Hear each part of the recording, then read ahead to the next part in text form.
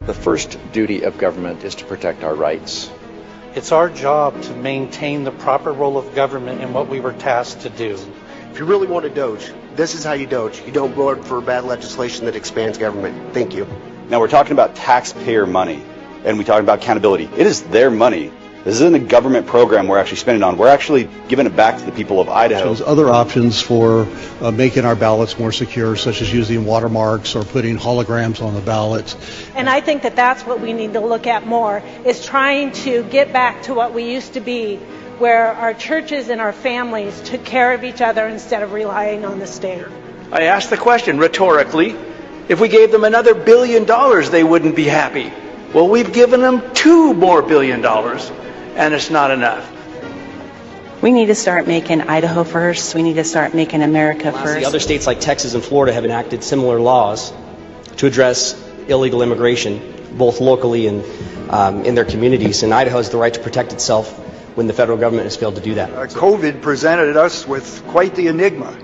We didn't really know what it was or what to do, but that is no excuse to violate the rights of the citizens of the state of Idaho. Say vote no on this and let the teachers teach and quit bringing in coaches to teach the teachers to teach, and let's get education going again in Idaho.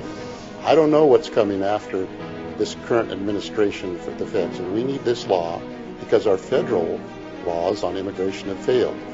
Mr. President, I think it's incumbent upon us to allow parents to use their hard-earned dollars to provide what's best for their children. If I was looking at a business and I was looking at these figures, there would be heads rolling because this is unsustainable. My concern is that the resilience of Idahoans who believe in self-reliance and self-responsibility will be eroded. We need to be protecting our First Amendment rights, not inventing ways to slowly chip away at them. The First Amendment and our freedom of religion, freedom of speech are our first liberties. They are so important. We don't have the rest without them.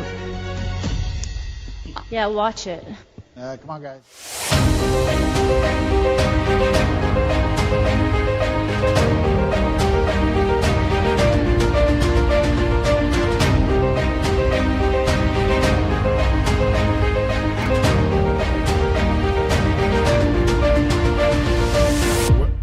Well, good morning, everybody. Welcome to Idaho Signal. It is February 12, 2026. I'm Matt Edwards, and we are live on the program. Right now on the House floor, Representative James Petsky, looks like, is presenting Senate Bill 1225 as amended. And I don't think this is a particular note here, but we'll listen in a little bit as we get our bearings here. As we start this wonderful Thursday afternoon. We just won't put in jeopardy those people who are applying for the job. It also says that the name of the sole finalist shall be made available to the public for no less than 10 days before the final decision is made. And this is really important because what this means is that in the end, when a finalist is chosen and the person is named, the public will still have a 10-day period to have input on that person before they are officially hired. So there will still be a public check and balance on this process. With that, Mr. Speaker, this bill came out of the Senate 34-0. We are trying to move it fairly quickly because this is obviously an open position right now and we want to get this moving forward. So I would encourage a green light. Thank you. Ladies and gentlemen, you've heard the motion. For debate on the motion. Hearing none, hearing no negative debate. Debate is closed. Question is, shall Senate Bill 1225 pass? All right, so we'll watch the vote here. Once again, this allows the, when they're searching for a college president, it allows only the first college president finalist to be posted instead of requiring all five. So if you follow the procedure on how they select college presidents, you've got one person here who's against it, Gannon. We'll check in with Gannon maybe and find out why he's opposed to it. But here it sails through and it heads to the governor's desk. And we're going to keep tabs on the House today. Let's see what the next bill, you can leave the live shut up. We'll see what the next bill comes up. But we have... Well, this is it, folks. Here it is. We have a lot to cover today from the House Education Committee. Very busy this morning and yesterday. And so we do have a bunch of clips lined up that we know you're very interested in following. But the flag saga, the Boise Pride Flag Bill saga, continues in Boise, in the Capitol right now, as Representative Ted Hill stands up to present House Bill 561 that seeks to finally put an end to flying the Boise Pride flag outside of City Hall. So let's watch this for a while and see how it goes. In the first iteration of this bill, did not allow the Basque flag because it was inconsistent with the definition. We were able to close that, and we will have the Basque Autonomous Community flag. It is allowed, and you'll have the letter on your desk.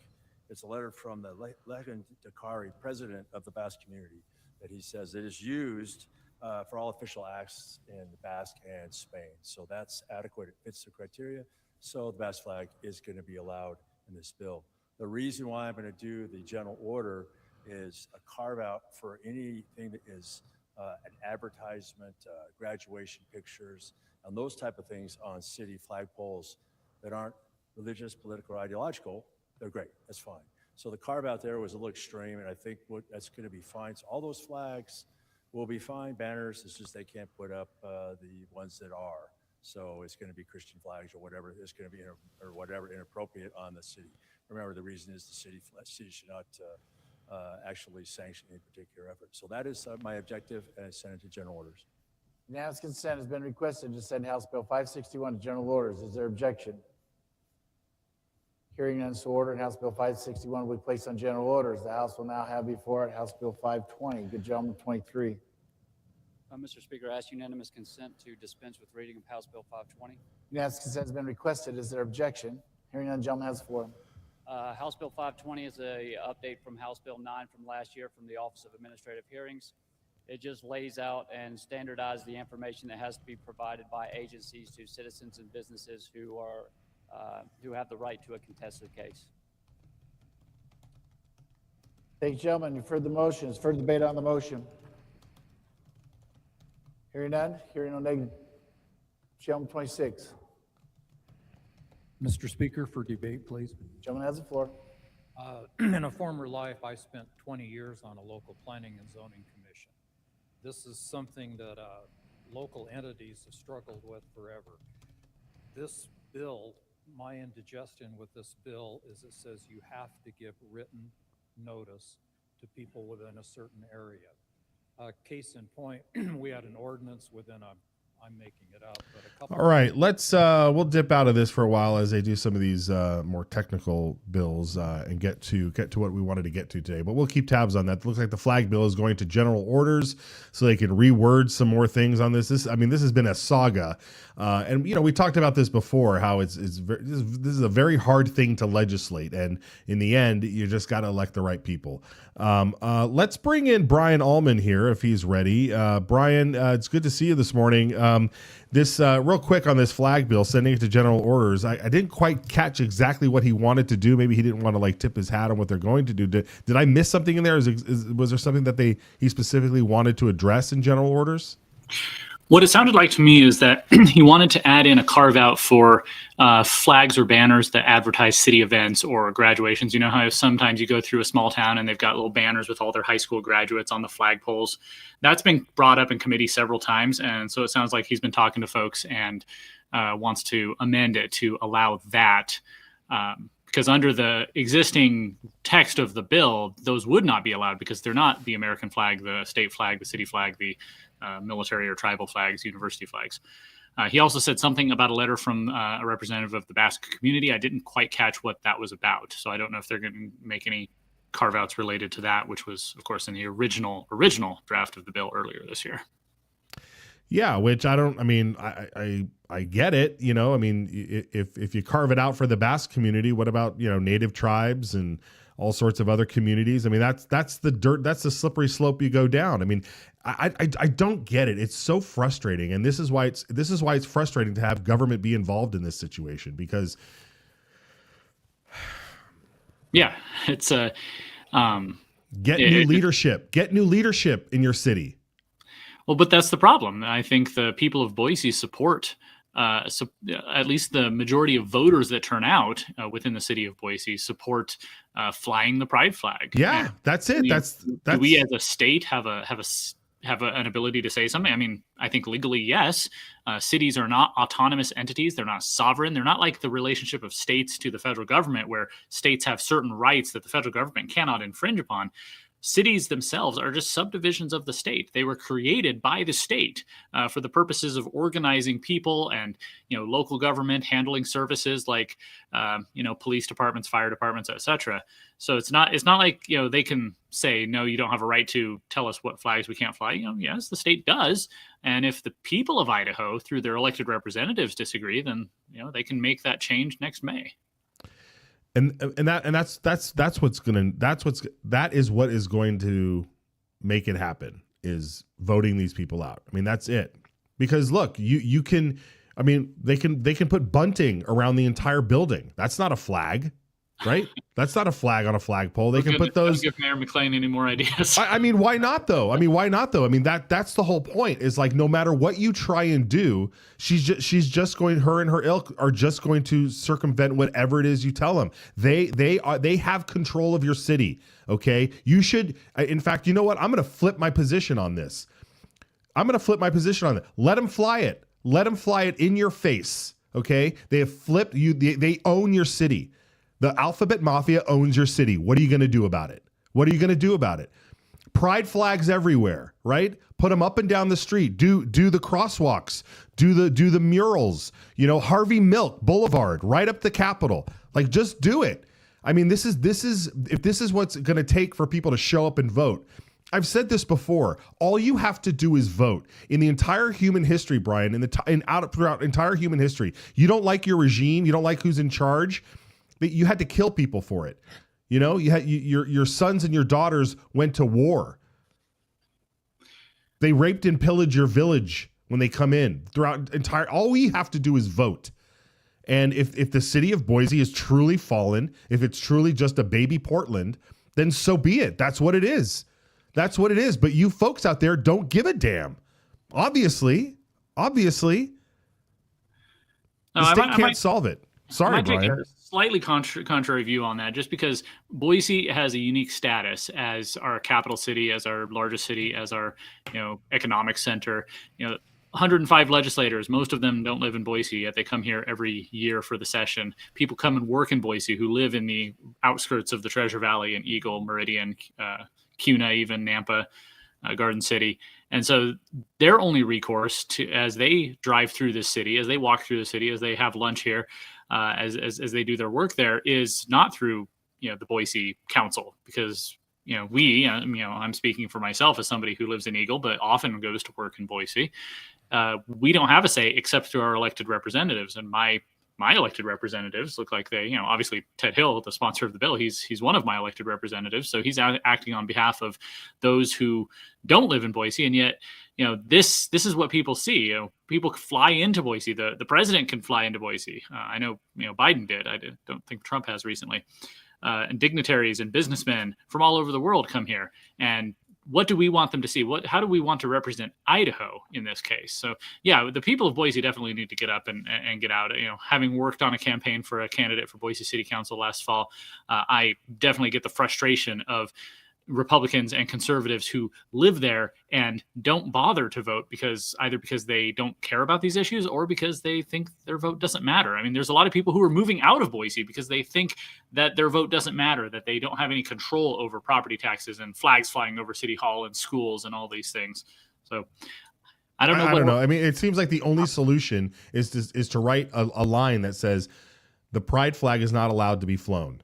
And of course, if you do that, you open up to all sorts of different things, which I get it. You can do that, but is that constitutional? Is it legal? I have no idea. Do we want to have that fight? I don't know. But the whole point is that would be out that it would be saying to the government you're endorsing something, right? Like, let's just classify the Alphabet Mafia as a religion, and now you have a religious flag up there.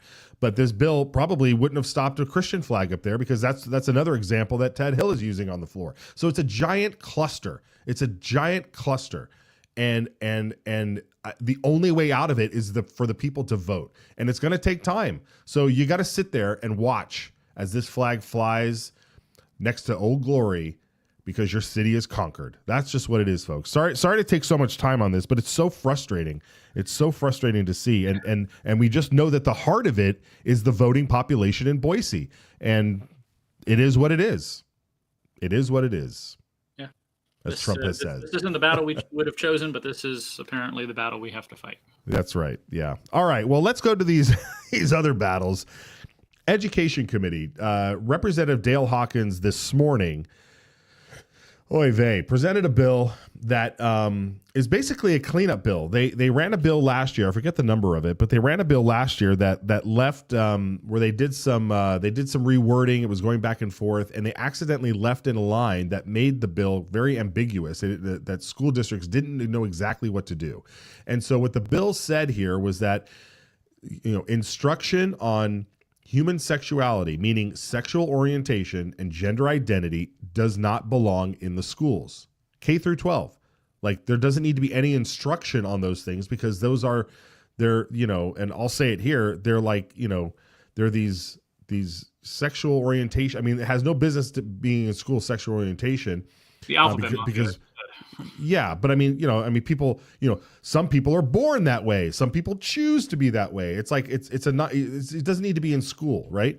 Same thing with gender identity, right? Are you born that way or are you not born? Like, who knows what the answer is? The whole point is that it's a complete mess up. It's screwing up with our kids. And so we are just going to let those conversations happen outside of school and focus on science, reading, biology, math, the whole works, right? So that bill passed and it was signed into law last year, right, Brian? Yeah. Right. So that's the law. But Hawkins came back today and he's going to try to explain the issue with the bill that they're doing today. So let's watch Hawkins present this. We have House Bill 516, which, although we're titled as this bill dealing with gender identity and sexual orientation, what this is a correction of language from the original bill that was passed last year in this committee and went all the way across and was signed by the governor. We had a flaw in the bill. I take full responsibility for that. When this bill originated, it was a larger bill and it had two different things going on. It had this portion of the bill and it had some reporting of schools having to report the materials they were using in general education and had to upload it, and there was some confusion, and I thought we should separate those two bills. That other bill died in committee and this bill went on. When this bill was originally written, these subjects were being taken out of instruction for K through third grade. Hence, the line was or in a matter that was not age appropriate in the entirety of that line, which would be starting at the end of 21 through Brian, 23. We're gonna cut into the House floor right now, real quick. We'll get back to this here in a second. They're doing the short-term rental bill. Let's get over here. Supreme Court actually heard a case of one such abuses and found unanimously in favor of the property rights. This came out of the Business Committee with only one no vote, with that gentleman reserving his right to change his votes on the floor. And so I'm looking forward to seeing the good gentleman from 15 shift that red to a green. Got to be careful about that good gentleman from 3.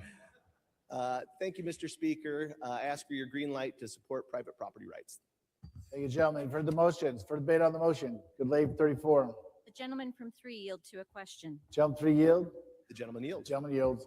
Mr. Speaker and good gentlemen, the bill calls for and allows for regulation and oversight of these properties by counties and cities, but on page 2, lines, oh my heavens, I need reading glasses, 32 and 33, it essentially says that you can have nothing that allows for a county or city to be able to determine where these properties are, who they are. How precisely is a county or city supposed to know who they can or cannot regulate? Gentleman 3. Thank you, Mr. Speaker and good lady from 34. So I believe that would be dealt with more on complaints. So if there's complaints for any of the reasons that we have listed here, then they would understand from the property owner that they were actually renting it as a short term or long term or possibly living there. Lady 34. Mr. Speaker, to debate the bill. Good lady has the floor. Well, I appreciate what the good gentleman has attempted to accomplish with this legislation. He's essentially allowing for retroactive application of the law for those who have short-term rentals that may or may not be in compliance with the law in question. I have full respect for the rights of private property owners, which means I have respect for the homes that are located next to these short-term rentals. So in essence, we are relying on citizens to be the ones that are enforcing the law, reporting these individuals to their respective cities or counties to ensure that the law is being followed. I will also note that for this body, we have had a principle in the past of essentially saying, when you purchase property next to existing property that has certain rights associated with it, and from the gentleman on the back row who like to bring up ag exemptions, this is an ag one. When you purchase a home next to an ag property, we have said that there are certain expectations that come with that, whether we're talking about the sights, the sounds, the smells. You bought a home next to an ag property. As part of that decision-making process, you accepted what came with that property. The same goes for the purchase of these homes in residential communities. Well, you may be pursuing the opportunity to have a business that is reflected in the rental of that property. You did so purchasing it in a residential community that came with its own set of expectations for the other property owners. Whatever issues may exist within a local community about how those regulations are being handled, the courts have dealt with, as the gentleman from 3 just acknowledged in his opening debate. The regulations were found to be unfair and were addressed accordingly through the court system. I would ask this body to weigh closely whether or not it believes that we should have a carve-out that allows for very particular treatment for this particular practice, when in the past we have said, understand who your neighbors are, purchase according to what you are willing to accept as it comes to the neighbors in question, and then go from there. I encourage your red light. For debate on the motion, gentleman 20. Thank you, Mr. Speaker. I just want to declare Rule 80. My wife's a lobbyist. Thank you. Your conflict will be noted in the journal. Gentleman 13. Thank you, Mr. Speaker. I'd like to declare Rule 80, since specifically in the legislation it calls out fire extinguishers and I believe smoke detectors, and the company I own sells both of those items. Declaration will be noted in the journal. Gentleman 34. Mr. Speaker, Rule 80, I have some short-term rental. Gentleman's declaration to be noted. Gentleman from 23, excuse me. Declare Rule 80, Mr. Speaker. My wife has lobbied on this particular bill. Gentlemen, further declarations. Gentleman from 30.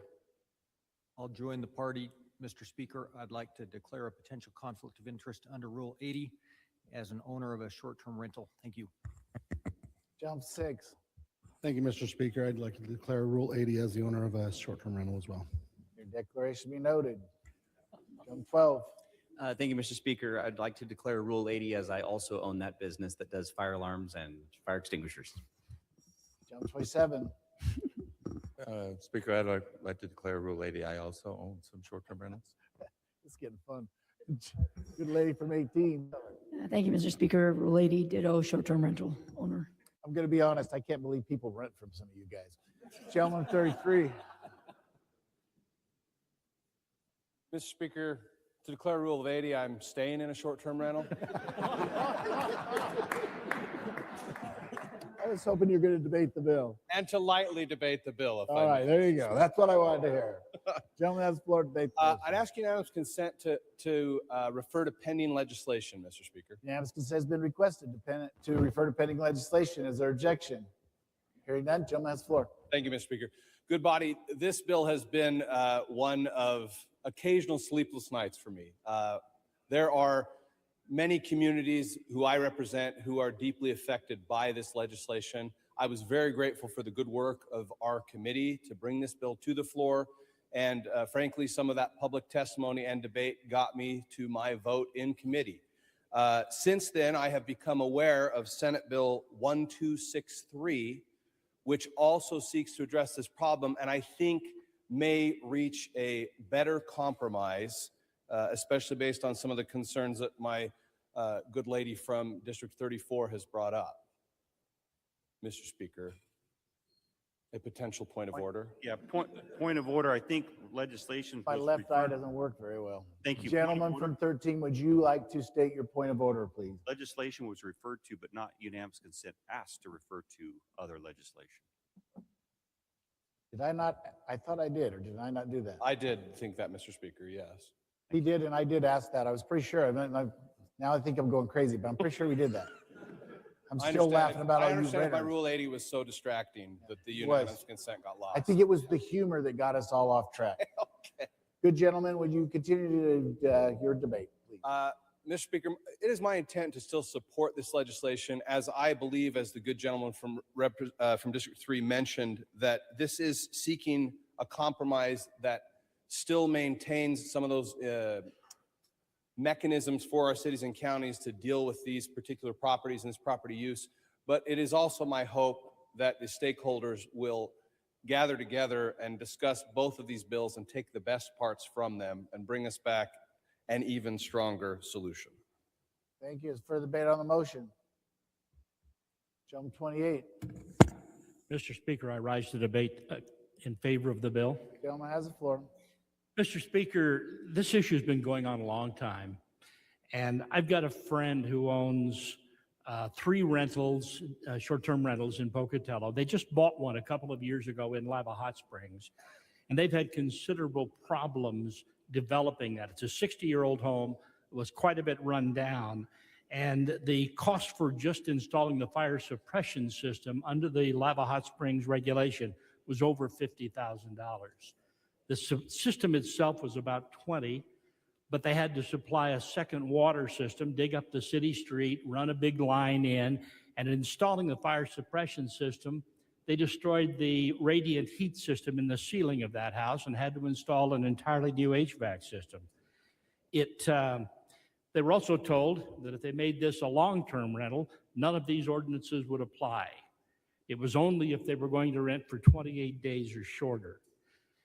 They were restricted on the number of people in the home.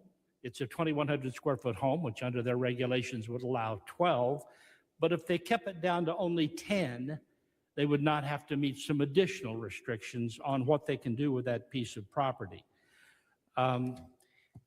This morning, we get an email from the mayor of that community that says if we back off this bill, they'll back off their regulations. They know they've been making egregious requirements of those kind of properties, and it's time. Much as I have been a proponent of local control, they've gone too far. It's time for us to step in and do something about what's been happening and give property owners their rights back. Thank you. Thank you, gentlemen. Is further debate on the motion? Gentleman 15. Thank you, Mr. Speaker. To debate? Gentleman has the floor. I'm obligated to debate, I think, at this point.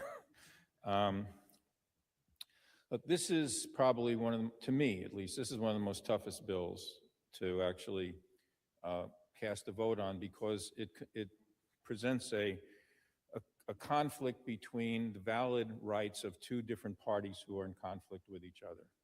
And I won't deny that or argue that there may not be some communities that have passed local ordinances that may go too far. But the problem with this bill is that it and creates an imbalance. But the problem with this bill, it creates an imbalance in the other direction. And that can be found on page 1, line 16. Because right there, it literally crosses out, literally eliminates any protection for the integrity of residential neighborhoods. That's no longer a factor. Basically, you can turn a residential neighborhood, and my district is wall-to-wall subdivisions, single home family subdivisions. You can turn that into a quasi-business district. And in fact, these short-term rentals are a business. They may be in a home built for a residence, but if it wasn't a business, it wouldn't have been sent before the business committee. You know, we heard some really compelling testimony from people, you know, kind of talking about how they use some of these short-term rentals for really admirable purposes. But what we didn't hear during committee was testimony from the out-of-state hedge funds that buy these homes in residential communities and set them up as businesses with no intention of ever having it be a single-family dwelling. And the protections in this bill, which are for noise and parking and garbage and things like that. The bill says, well, you have local ordinances. Well, those local ordinances work if you have two long-term residents living next to each other and there's a problem, because they live there and a problem can repeat itself and you can have law enforcement come out and deal with it. But when you have transient people going in there, living, on a short-term basis, every weekend is Groundhog Day. And law enforcement can't respond to these issues in a timely manner.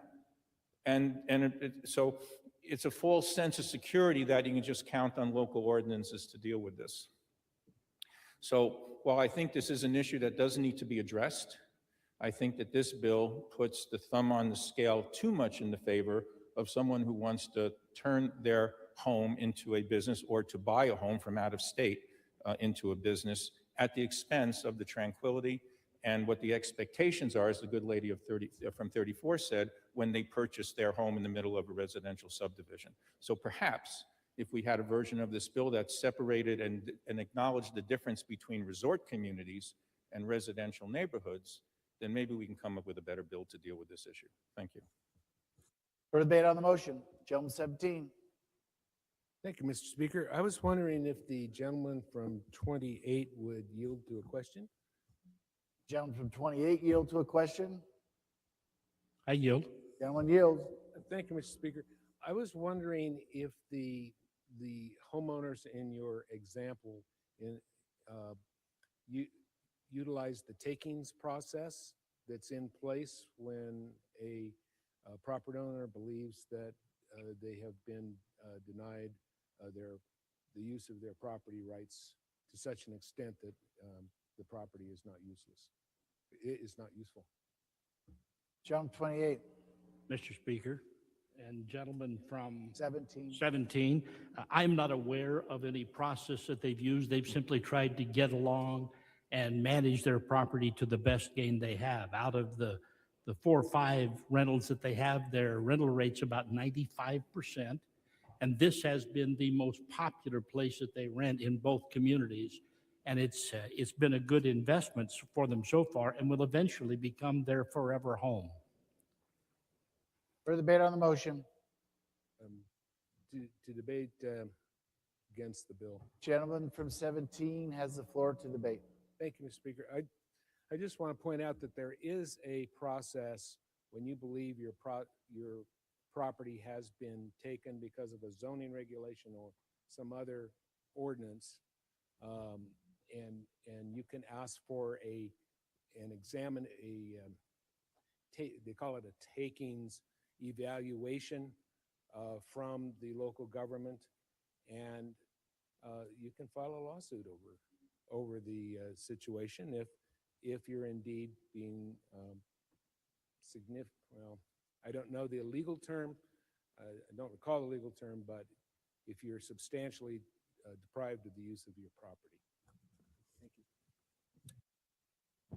For debate on the motion, gentleman 26. Mr. Speaker, for debate, please. Gentleman has the floor. To the good author, if we're going to do some woodshedding behind the scenes, one point of view we haven't talked about here is, in my view, it's treating everybody equally. And somehow a balance between short-term rentals and the hotel-motel industry, we need to strike some kind of a balance. If you've ever had a private business, when somebody comes through for an inspection, that's pretty much a bunch of costs to the business owner. If you look at all the regulations that we put on the motel-hotel industry, it would seem fair if we like those regulations, we'd put them on short-term rentals. And if they're not appropriate for short-term rentals, then why in the world are we putting them on the hotel-motel industry?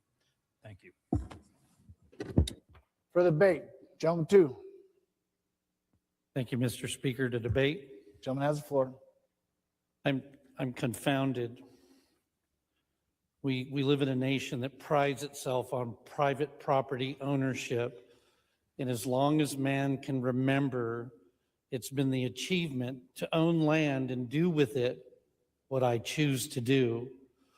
The reference to sight, sounds, and smells and living next to a farm I guess it's a long way from the 80s and Animal House, the movie. I don't know what signs, smells are coming out of short-term rentals.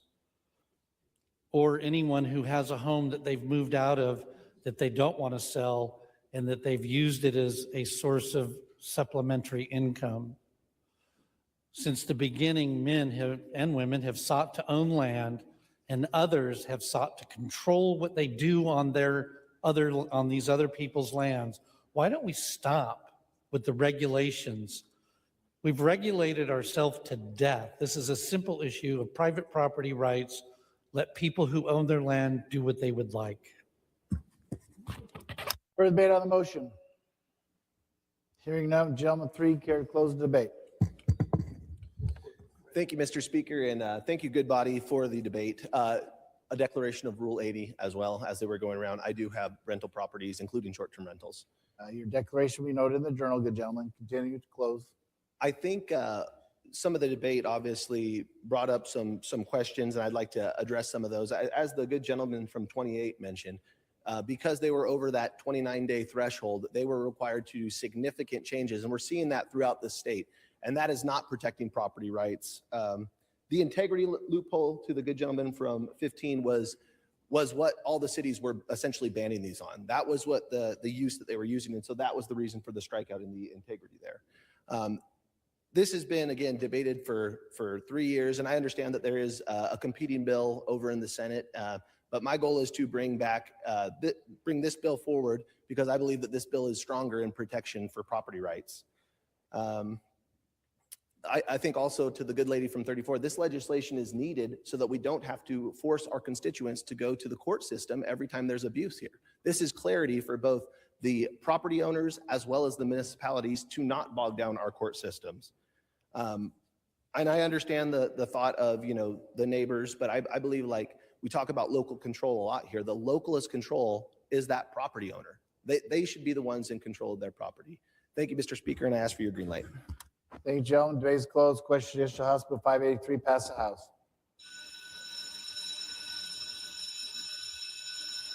Clerk will unlock the machine and the members will cast their votes.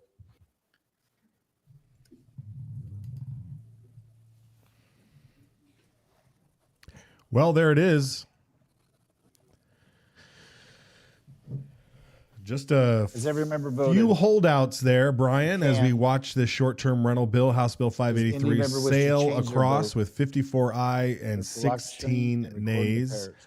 Most, looks like all Democrats and all Democrats. Anyway. 9 Democrats, 7 Republicans in opposition, it looks like. Yeah, very good there. And we've like we've said before, we've had Melissa Radford. We showed her testimony on this bill during testimony. She's been on the program a couple times as we followed the journey of this bill. It's not just that this is an important bill for property rights, but it's such an amazing journey to watch constituents talk to their representatives and senators, head down to the Boise Capitol, talk with other folks, try to find a way through, find success in one house and then find defeat in another. There she is, and here we are once again getting through the House. So we'll see how this bill goes over on the Senate side, even though there is a competing bill over there, and we'll of course follow that too. What did you think of some of this debate here? I mean, we might as well talk about the property rights issue here, Brian. Well, this is the same debate that came up last year when Senator Nichols had her chicken bill. The idea is that on the one hand, we have private property rights. We can do what we want with our property, whether it's, open it up as a short-term rental, like an Airbnb, or have chickens in the backyard, so long as there's enough room. But then there's the competing side, and I'm not saying this to endorse it necessarily, just that this is what the argument is that, we live in a society. There are certain, rules we've all agreed to follow. If you live in an HOA and you signed on the dotted line that, chickens are not allowed, then, why should you be going to the legislature to change that? And same thing with the short-term rentals. Cities already regulate what can be in neighborhoods. You can't put up a butcher shop in a residential neighborhood in most places. I'm sure there's some where you could pull that off. You can't put up a factory making penicillin or whatever, something that is going to cause a lot of problems in the area, bring down property rights, create second order effects, negative externalities like smells and loud sounds. So the cities have taken it upon themselves to say, okay, we're going to have a decision about what can actually be there. Now, the question here is, do short-term rentals qualify for that? People bringing up just like with the chickens, bringing up the problems that could have come with that, loud parties or messes or things. Those symptoms, those things can actually be dealt with, under existing code. If there's a threat to safety, then I'm sure most cities have ordinances already against that. So I imagine most people who use Airbnbs or other short-term rentals are not, doing these, things like having loud parties or making big messes or damaging things. So why punish everybody because a small handful are causing problems? Well, yeah, and again, we've seen these statistics over and over again. How that's a straw man argument. I mean, the incentive for a property owner to have a nice, appealing place for people to stay, for people to be there, and to be good neighbors and have rules for when you stay there. I mean, that's the whole point of all of this. That's why hotels are generally nice, when you go to stay there, because they want to entice good people. And the ones that are crappy motels or something, they're in that crappy part of town. Right. And that's exactly it. I think most short-term rental owners are going to be, like you said, incentivized to make it appealing and not cause problems with their neighbors, because who wants to have those kind of problems with your neighbors? It's interesting you bring up hotels and motels. I wonder how many of these city ordinances that this bill aims to curtail against short-term rentals are pushed by the hotel industry, because Airbnb and other things like that are competitors to them. Sure, yeah. And how many complaints do people have when they live right next door to a motel? I mean, it's the same thing. I mean, these little tiny motels, these one-story, things that are like on the edge, on the corner of a busy street and a residential street. I mean, who knows what goes on there at these motels, right? In just certain parts of town, who knows? But usually the police are around to handle any disturbances. Anyway, all that aside, very fascinating. It sailed through the House. We're going to keep track on as it heads over to the Senate.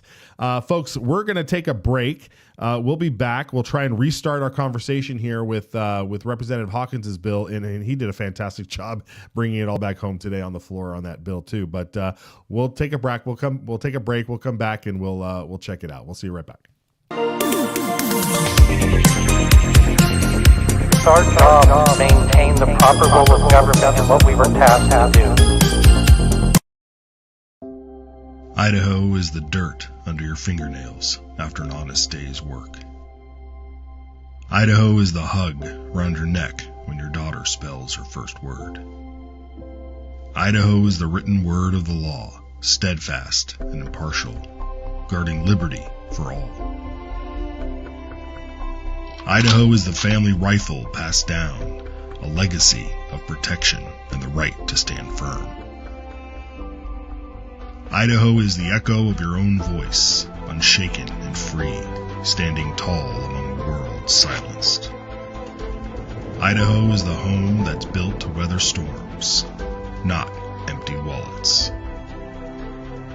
Idaho is the quiet trust between a patient and healer, unbroken and sacred. Idaho is the hymn carried by the Spirit, gathering neighbors together in faith and purpose. Idaho is the laughter around a campfire, a family's bond growing stronger with every word. Idaho is the pioneer's will, firm and clear. We govern ourselves, free and unbound.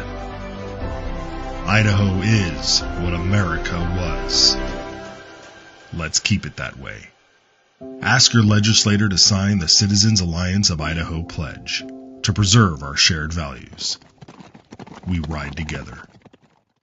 All Idaho lawmakers swear an oath to support the Idaho and U.S. constitutions. But how's that working out for you? Because not all Idaho lawmakers share the same values. That's where the Citizens Alliance of Idaho pledge comes in. 10 statements inspired by those two founding documents that are designed to preserve our shared values. Values such as education freedom, safeguarding free speech, defending our protected right to self-defense, and being responsible stewards of taxpayer dollars. When a lawmaker signs the pledge, they are performing an act of political courage, accepting the challenge to be a champion for our values, and serving with political integrity. To find out if your lawmaker signed the pledge, visit idahopledge.com. Paid for by Citizens Alliance of Idaho. We ride together.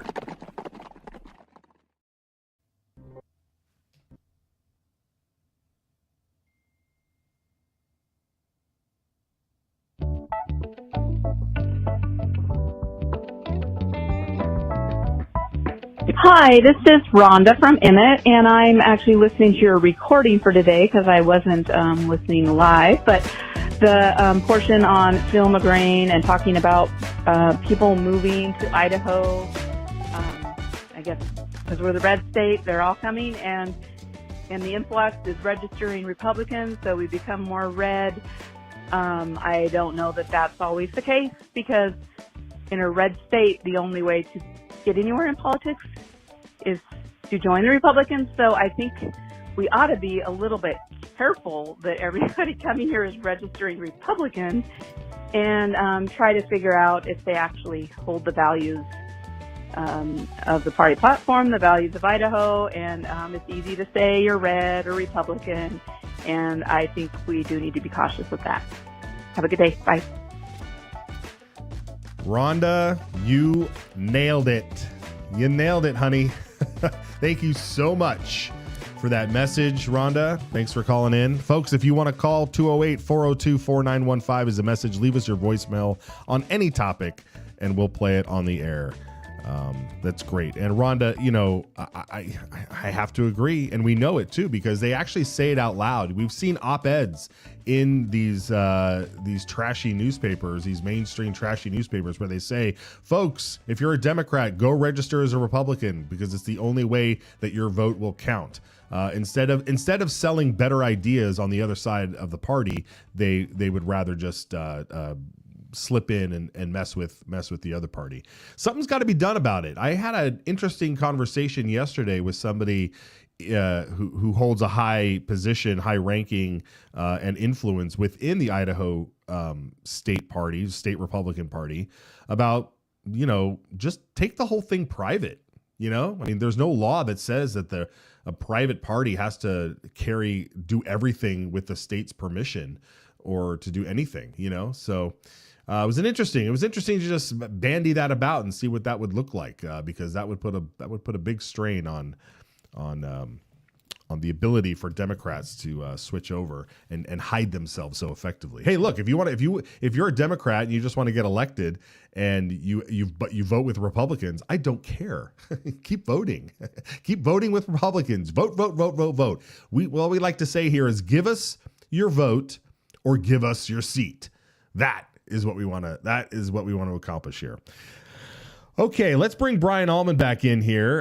We got a crazy day. I expected we were going to listen to the flag bill a lot longer. We ended up listening to the short-term rental rights bill a lot longer. That sailed through. But we did have to bust in on Dale Hawkins's presentation. I don't know if we need to listen to the whole thing. Maybe we can just do a quick recap of what this bill is. Brian, can I throw you under the bus and get us get us up to speed?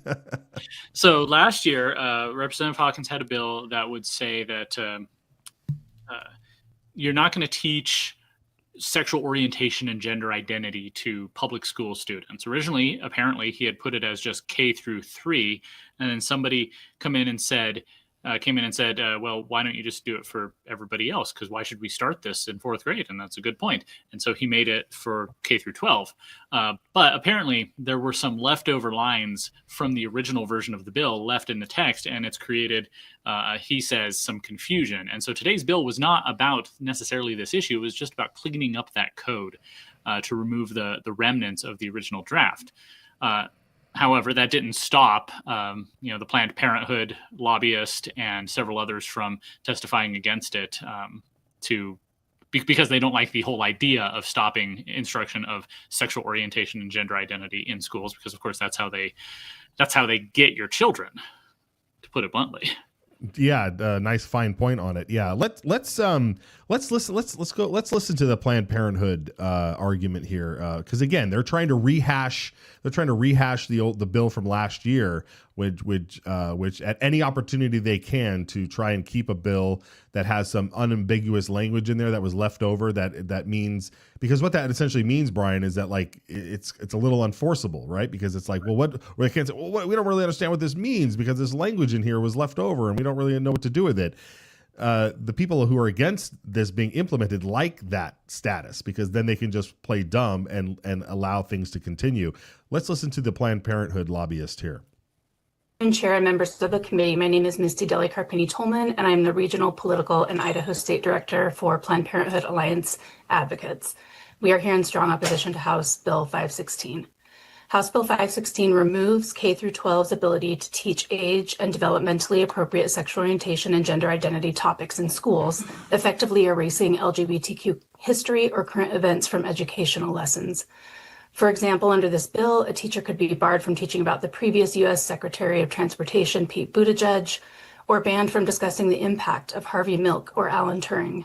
Under HB 516, even discussing women gaining the ability to vote or wear pants in the early 1900s would be interpreted as teaching about gender identity. The broad and vague terms used in this bill are not clearly defined and could have far-reaching consequences that create immense censorship. Prohibiting discussion related to sexual orientation or gender identity does not set students up for the real world or for success. LGBTQ issues are part of major legal cases, public policy debates, scientific research, and civil rights movements. Students must be informed in order to think critically about social issues. When you erase sexual orientation and gender identity from education, you distort reality and hide critical information that students will undoubtedly encounter in the real world. Recognizing that diverse families and students exist is not indoctrination, it's honesty and it's reality. The bill is not about correcting a technical error. This bill erases LGBTQ people from schools, from history books, and from society. We urge you to oppose House Bill 516 and instead devote your energy to policies that will truly improve the health and well-being of Idaho youth. Thank you for the opportunity to testify.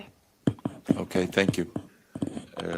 We have a question? Okay. Yes. Representative Erickson. Thank you, Mr. Chairman. Ms. Tolman, thank you. In listening to your testimony, I guess just a little confused. You do know that this is already law, and it's just clarifying that it is not supposed to be taught, or that we're clarifying that striking the age appropriate because it's not taught in 1st through 12th grade.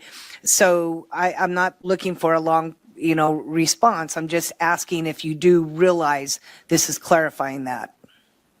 Thank you. Go ahead, Ms. Tolman. Thank you, Chair. Representative Ehart, for that question.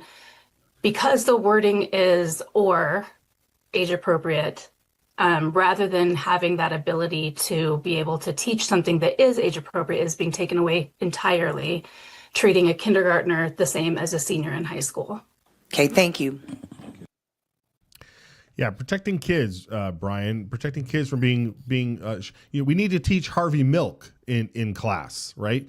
I don't understand why who people sleep with is so vital to their identity. It boggles the mind. We should be teaching our kids. We teach kids about Neil Armstrong going to the moon and what he had to do in order to get through his entire career, as an Air Force pilot and all of that, right? Like we teach what Helen Keller had to go through. We teach about history and things that where the accomplishment of the person was based on their activities outside of the bedroom. I don't understand what we're doing here. Oh, I think I understand. It's that they've made this sexual orientation, gender identity the forefront of everything. That I've seen math curricula that use sexual orientation and gender identity to allegedly teach math.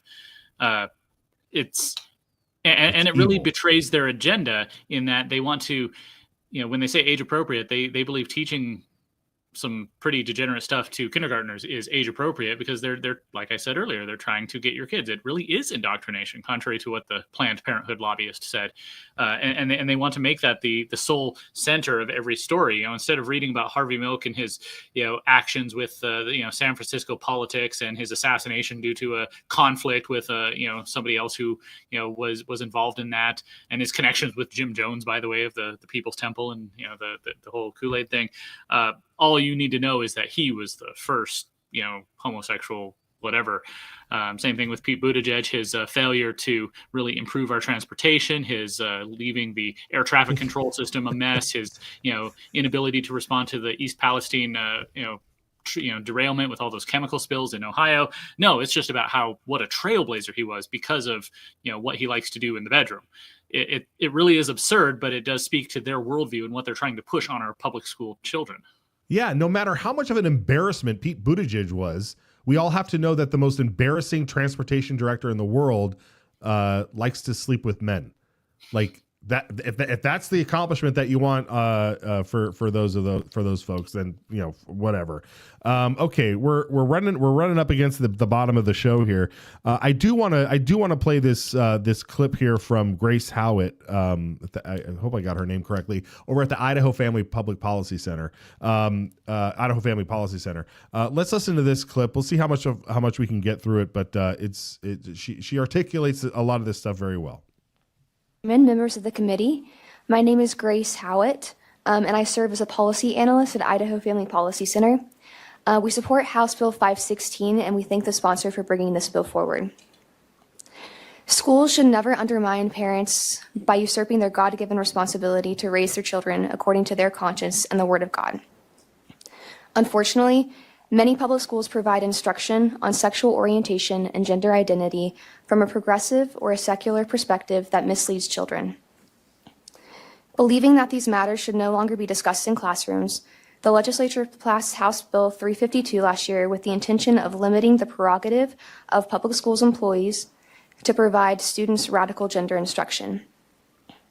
That said, schools are interpreting House Bill 352 to allow radical gender instruction for impressionable children, if it isn't inappropriate according to state standards, which are virtually non-existent.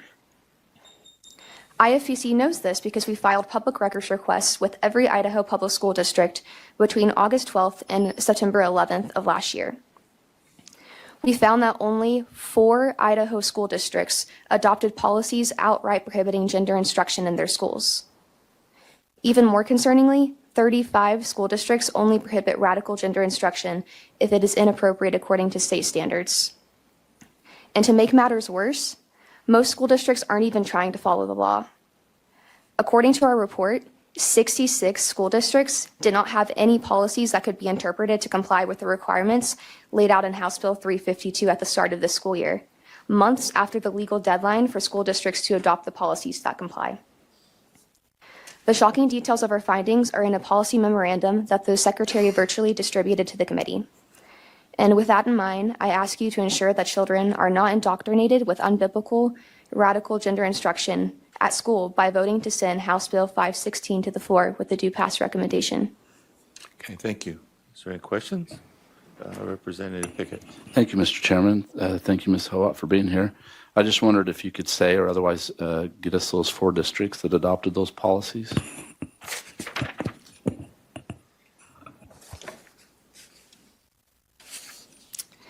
Mr. Chairman, Representative Pickett, those 4 school districts were Kuna Joint District, Lakeland Joint District, Nampa District, and Salmon District. Thank you.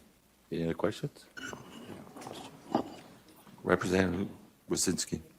Thank you, Mr. Chairman. Ms. Howitt, just to put it in perspective, how many total school districts are there in the state of Idaho? There are 116, and 107 responded to our public records request. All right, so those numbers I think are important, Brian, when you think about this bill and why why we need to have this cleanup, because you got four districts are the only ones that carried through with this out of the 100 and something districts that aren't. Yeah, over the last few years, I've noticed a sense of public school districts just, their leadership, whether it's the boards or the superintendent and principals, they just see what the legislature does and says, okay, well, yeah, that's great. We're just going to still do our own thing. See with Representative Hill's bill last year regarding pride flags and BLM flags and other divisive ideological flags in school classrooms.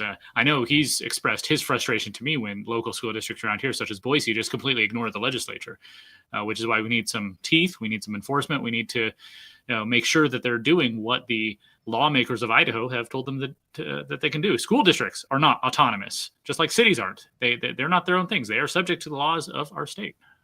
Yeah, which is why it's so important that we were watching that bill over on the Senate side that would allow the Attorney General to step in when agencies and districts or whoever goes rogue with the law, because you can't write a penalty in every single statute and every single thing. I mean, there should just be a blanket thing that says if you're a government agency and you violate our rights, you violate the law, you violate the statute, you don't do what you've been asked to do, you will be penalized. And we have to hold them accountable. And I'm so glad to see so many representatives and senators stepping up and really taking that seriously here. All right. Well, this bill did pass. It passed through committee. I think we think it did. We don't have time to play. Well, let's play the voice vote here. Maybe you at home can decipher whether or not this bill played. Let's back it up here and listen to it from the top. Okay, we have a motion. All in favor, say aye. Aye. Any opposed? Nay. I think we're good. Okay. I think we're good. I think we're good. Did he say aye? Representative Handy, yes, he said aye. He did aye. Okay, then I assume he says that we were good. All right, yeah. So again, the bill passed committee there and will make its way to the floor. So we'll continue to watch it through. All right, Brian, let's give a shout out where we can find you and follow your work. At Brian Ullman on X, or at Gem State Chron on X too. I retweet stuff there. That's the official Gem State Chronicle Twitter account, gemstatechronicle.com. I'm going to be writing about what we talked about yesterday and that the school choice tax credit. So. Yeah, fantastic. All right, very good. Well, we'll check in with you tomorrow for the Friday show. Thanks, Brian. All right, folks, that's it for us here today. We had a lot more to share with you, but we're going to have to do a carryover and see if we can show it to you tomorrow. So please come back, share the broadcast. We're so grateful to have you there. Thank you to Rhonda for calling in with that important message. And you can leave yours at 208-402-4915. Also, IdahoSignal.live to listen to a continuous loop of today's program and catch it in as if you're listening to the radio. It's pretty awesome. Follow us and hit the alert button over there on YouTube. Join the now 6,000 plus subscribers who are watching our shorts, watching our videos, and catching us live. And we're so grateful to American Smoke Company over at AmericanSmokeCo.com. Maybe tomorrow I'll show you those salts again and what we're cooking with them. But they're smoked salts, folks. Go check it out. Order a batch. We'll see you tomorrow.